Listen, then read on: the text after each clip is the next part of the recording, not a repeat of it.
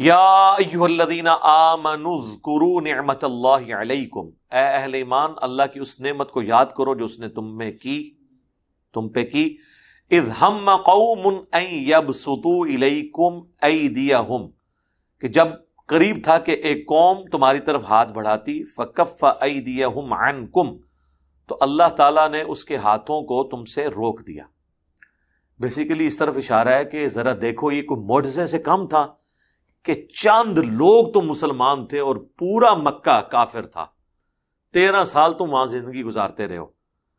اگر ان کافروں کو یہ پتا بھی ہوتا، ذرا سے بھی بریک پڑ جاتی کہ آئندہ 13 سالوں میں انہوں نے رومن اور پرشین امپائر بھی اکھڑ دینی ہے اور پوری عرب کی عرب سلطنت جو ہے وہ اسلام میں داخل ہو جانی ہے، تو چند درجن لوگوں کو وہ مار کے ادھر ہی کام ختم نہ کر دیتے۔ لیکن اللہ نے ان کے دماغ میں یہ بات آنے ہی نہیں دی، ان کو اسی چکر میں ڈالی رکھا کہ وہ کہتے تھے یار سوشل بیریئر، کیونکہ سارے قریشی تھے، چاہے وہ اوپر نیچے کے قبائل تھے لیکن قریش کے تو ہے تھے۔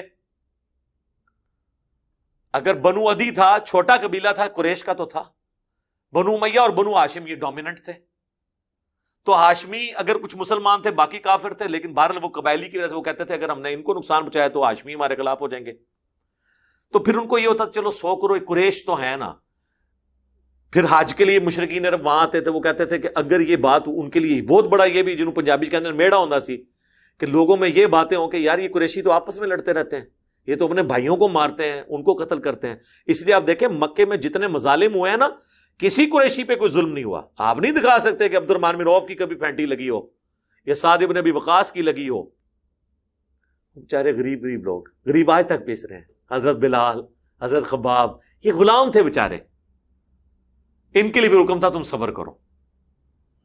اور اس کے پیچھے حکمت یہ تھی کہ اگر ہم نے اس وقت اپنا ریٹیلیشن شو کی نا تو یہ تو ساروں کو ختم کر دیں گے۔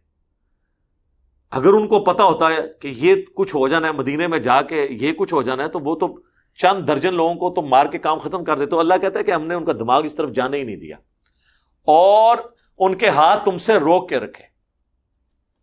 پھر پریکٹیکلی کی واقعات ہوئے ہیں جو حضور علیہ السلام حضرت علی کو اپنے بستر پہ لٹا کے گئے ہیں، جو مسند احمد میں آتا ہے۔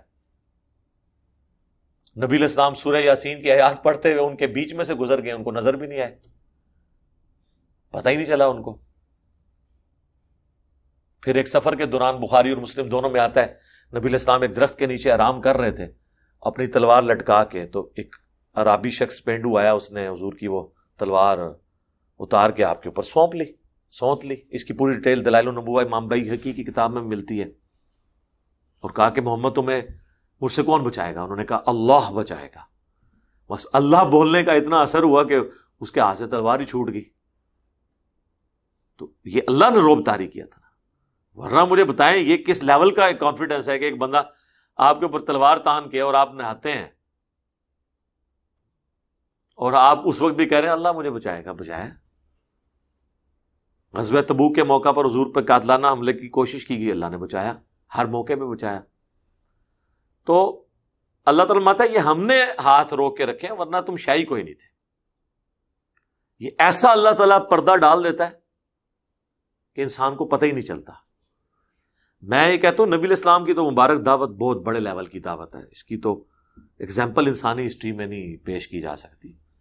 میں اپنی اس دعوت حق کے بارے میں سوچتا ہوں کہ اگر علماء نے آج سے 10 سال پہلے یہ سوچا ہوتا ہے کہ یہ کچھ ہو جانا ہے، تو انہوں نے تو پوری دنیا کے بندے اکٹھے کر کے اکیڈمی کی اینٹ سے اینٹ بجا دینی تھی۔ وہ تو اس میں ایک کلا بہ کے لگا ہے 10 بائی 10 دے کمرے نیٹ تے چڑھا دینا ہے، ادھی کیڑی مسیتی ہے جتنے جمعہ پڑھائے گا۔ لیکن آج جب وہ دیکھتے ہیں تو اب وہ کیا کریں؟ اگر ان کو اس وقت بتایا جاتا ہے کہ مسجد تو آپ کی ہوگی لیکن اکیلے امامت کے مسئلے پہ آپ کھڑے ہوں گے، پیچھے جتنے کھڑے ہوئے ہوں گے نا ان کے عقائد و نظریات وہ ہوں گے جو علی بھائی قرآن و سنت کی روشنی میں بتا رہے ہیں، تو ان کے لیے تو یہ چیز ہضم کرنا ہی مشکل ہو جاتی ہے۔ وہ کہتے ہیں سب سے پہلے تو اس مسئلے کو ختم کرو۔ تو یہ اللہ تعالیٰ ایسا پردہ ڈالتا ہے، لیکن اس کے لیے پھر کنفرنٹریشن کو آپ کو اوائڈ کرنا ہوگا۔ نبی علیہ السلام نے مکے میں پیسیو ریزسٹنس کی ہے، اجازت نہیں تھی کسی کو۔ حضرت بلال کو اگر تیل پہ اس پہ ریت کے اوپر لٹا کے پتھر ڈالا گیا نا تو یہ کہا گیا کہ آپ نے برداشت کرنا ہے، ورنہ تو آپ ایک بلی کو بھی ایک کمرے میں قید کریں وہ بھی جھپٹ پڑتی ہے بندے کے اوپر.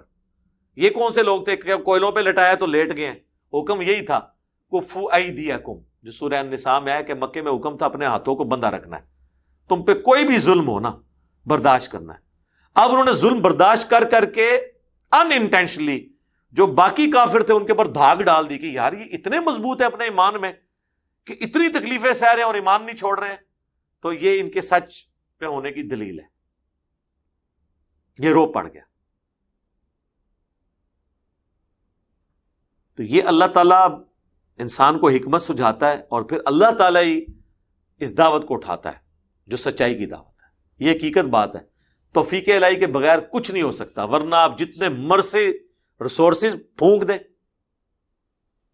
آپ ہزاروں لوگ لگا دیں، کچھ نہیں ہوگا. پاکستان میں اس وقت دیوبند کے تقریباً 50,000 مدارس ہیں، 5 لاکھ سے زیادہ رجسٹرڈ علماء ہیں جنہوں نے مولانا فضل الرحمان کے ہاتھ پہ بیعت کی ہوئی ہے.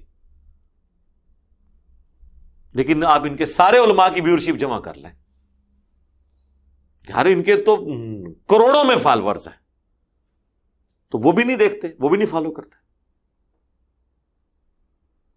تو یہ اللہ تعالیٰ کی حکمت ہے. اللہ تعالیٰ اس معاملے کو لے کے چلنے والا ہے. ربنا آتنا من لدنک رحمہ وہیئ لنا من امرنا رشدا.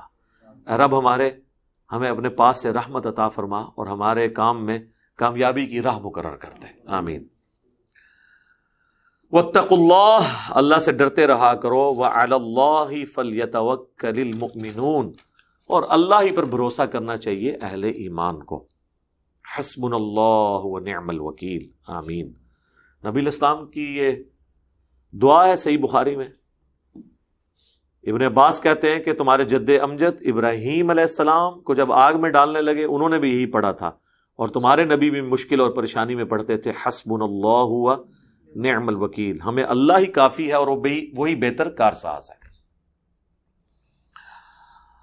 اور صحیح مسلم میں حدیث ہے نبی علیہ السلام قرآن کی تلاوت کرتے ہوئے نماز کی حالت میں بھی جب کبھی اس طرح کی آیات آتی تھی تو آپ اللہ کی طرف متوجہ ہوتے تھے، دعائیں مانگتے تھے.